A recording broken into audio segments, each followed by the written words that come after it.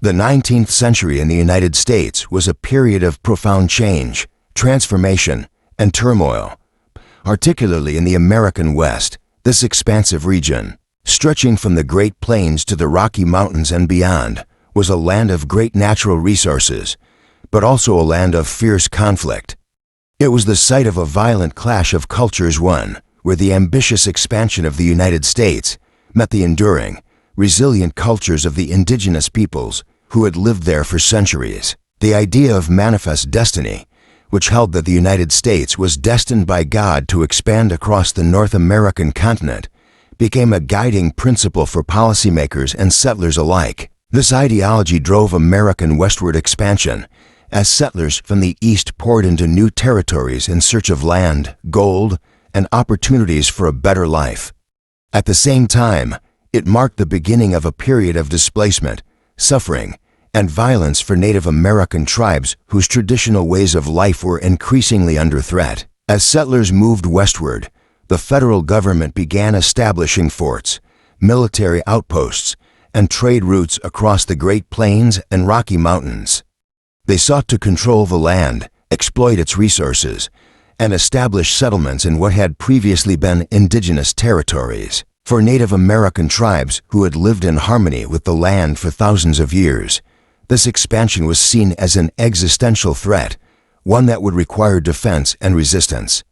The stage was set for conflict, and it would soon erupt in a series of bloody engagements that would come to define the Indian Wars. One of the most significant and iconic events in this broader context was the Battle of Little Bighorn, fought on June 25, 1876. It was the culmination of a decade of increasingly violent and confrontational relations between the U.S. government and the indigenous tribes of the Great Plains. This battle, which involved a clash between the United States Army's 7th Cavalry Regiment and a coalition of Lakota Sioux, Cheyenne, and Arapaho warriors, would come to symbolize the fierce resistance of Native American tribes to the encroachment of European settlers and the U.S. military on their lands.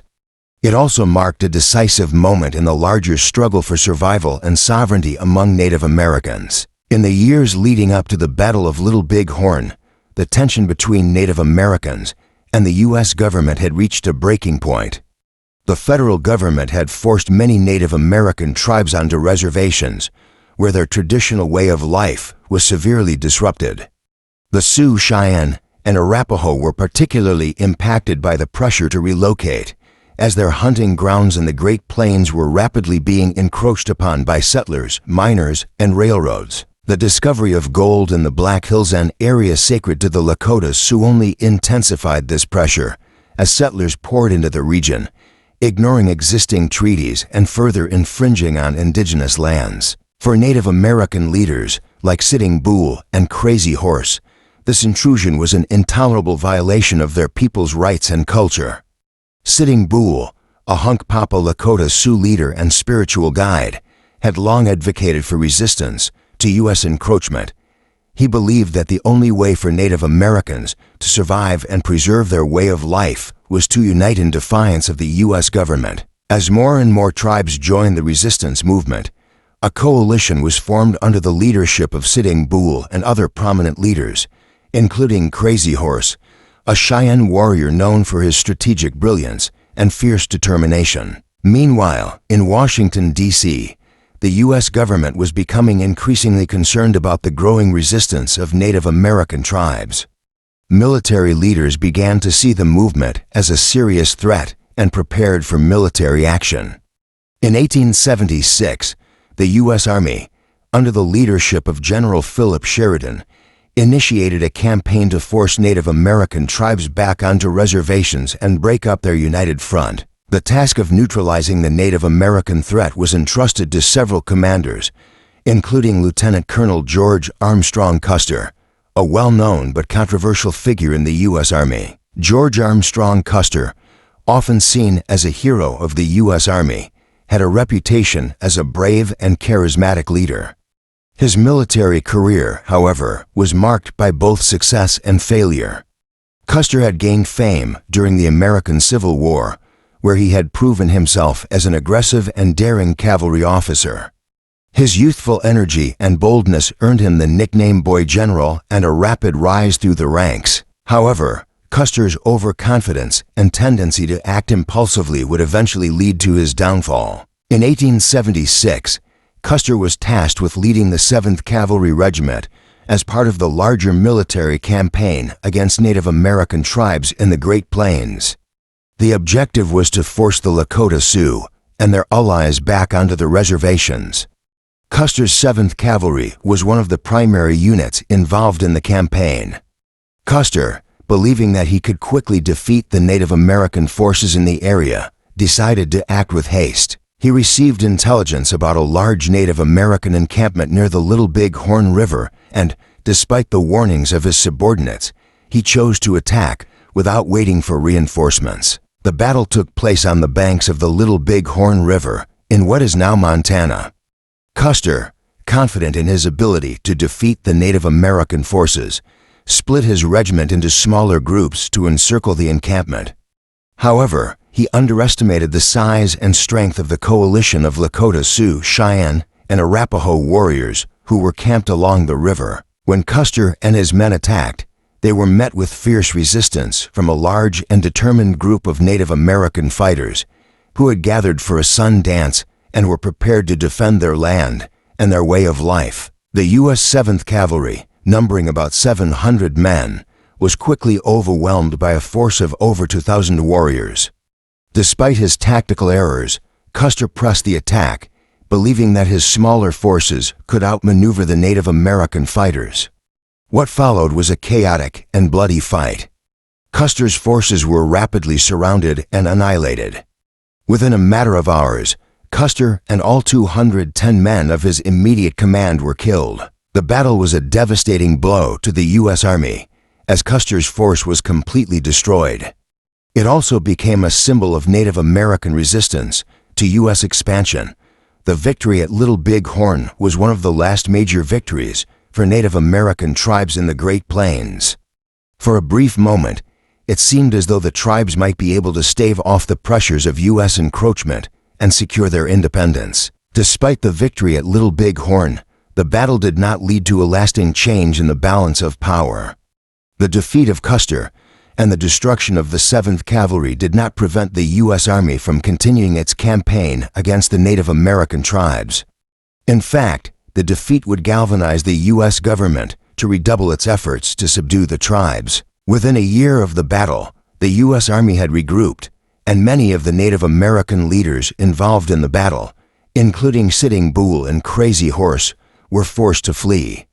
Crazy Horse would be killed in 1877, and Sitting Bull would eventually surrender in 1881. While the Native American alliance composed of Lakota Sioux, Cheyenne, and Arapaho warriors had achieved a significant victory, the long-term effects of this triumph were fleeting. Within a year of the Battle of Little Bighorn, the U.S. Army regrouped and resumed its campaign against the tribes.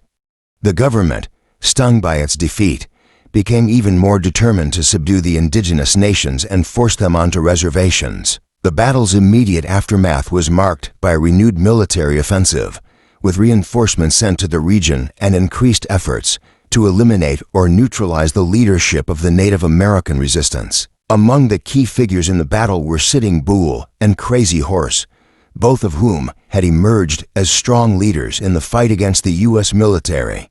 Sitting Bull, a respected spiritual leader and political figure of the Lakota Sioux, had inspired the warriors to stand firm against the U.S. Army. Crazy Horse, a brilliant military strategist and warrior of the Oglala Lakota, had played a crucial role in the battle's victory, using his knowledge of the land and guerrilla tactics to outmaneuver Custer's forces. However, despite their heroic resistance, both leaders were eventually forced to flee. In 1877, Crazy Horse was captured and killed, marking a devastating blow to Native American resistance. Sitting Bull, who had become a symbol of defiance, was pursued relentlessly. After years of evading capture, he would finally surrender to the U.S. Army in 1881, marking the beginning of the end for organized Native American resistance to U.S. expansion. His surrender did not, however, signal the end of the tribe's struggle. It was merely another chapter in the longer, tragic story of indigenous peoples being displaced, defeated, and silenced by the advancing forces of colonialism and imperialism. For the United States, the Battle of Little Bighorn became a rallying cry for those in favor of further military action against Native Americans. The media, which had initially celebrated Custer's military career, quickly turned him into a martyr after his death. The loss was spun by the press and politicians as a reason to intensify efforts to crush indigenous resistance once and for all. In the wake of the battle, the U.S. government used Custer's defeat to justify more aggressive military campaigns, and soon, the Army would target other tribes across the West. The years that followed the battle were marked by a series of bloody confrontations, culminating in the forced relocation of many Native American tribes to reservations. By the late 19th century, Native American tribes had been systematically removed from their ancestral lands. The reservations to which they were relegated were often barren, impoverished, and disease-ridden.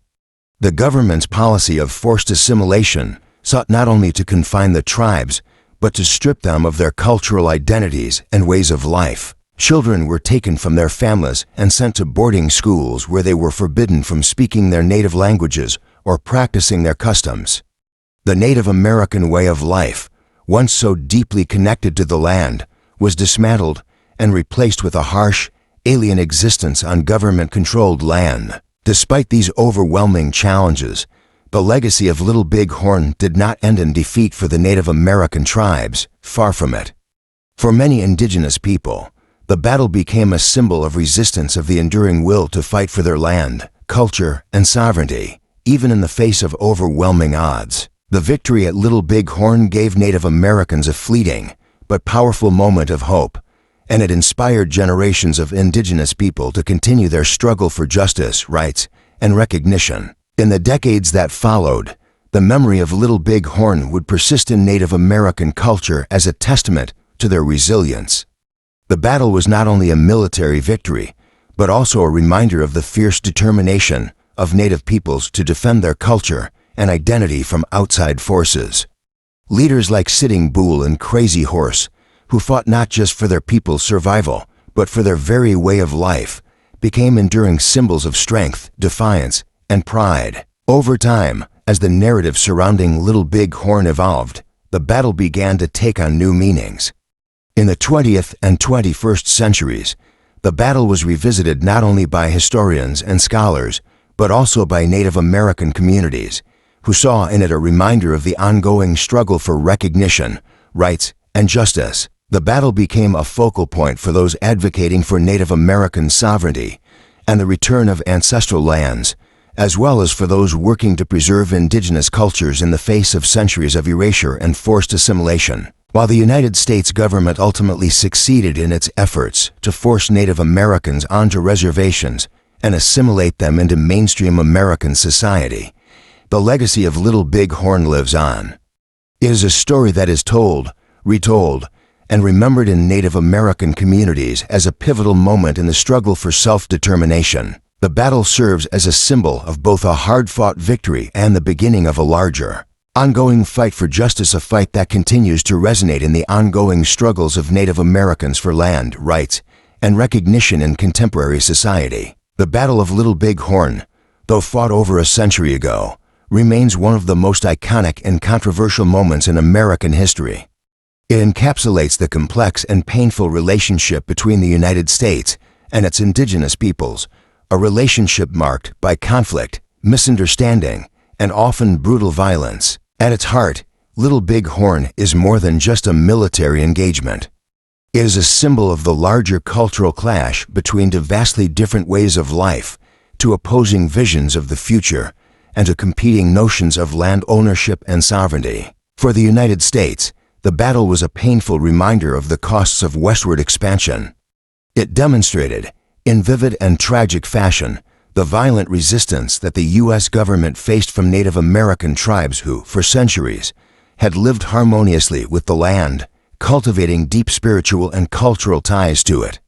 The battle underscored the deep fractures in the American frontier, the tension between the government's desire to fulfill manifest destiny and the rights and resistance of the native peoples whose lives and territories were being swallowed up by that expansion. Despite the overwhelming military might of the United States Army, the defeat at Little Bighorn served as a stark reminder of the deep cultural and military resilience of Native American tribes. But while the U.S. government would ultimately win the broader war of westward expansion, Little Bighorn represents a singular moment of triumph for the indigenous resistance. For the Native American tribes, this battle stands as one of their few victories over the United States Army and symbolizes their fierce determination to protect their land, culture, and identity. In a way, it was a stand not just for survival, but for sovereignty and assertion that their way of life, their traditions, and their place in the world were not easily to be erased. The victory was significant not just for the material gains it afforded the tribes, but for the powerful message it sent, that even in the face of overwhelming odds, resistance was not only possible, but a vital part of their continued existence as a people. Yet, the aftermath of Little Bighorn also marked the beginning of the end of an era for Native American tribes. While the battle itself was a rare and significant victory, it did little to slow the inexorable advance of American settlers and the U.S. government.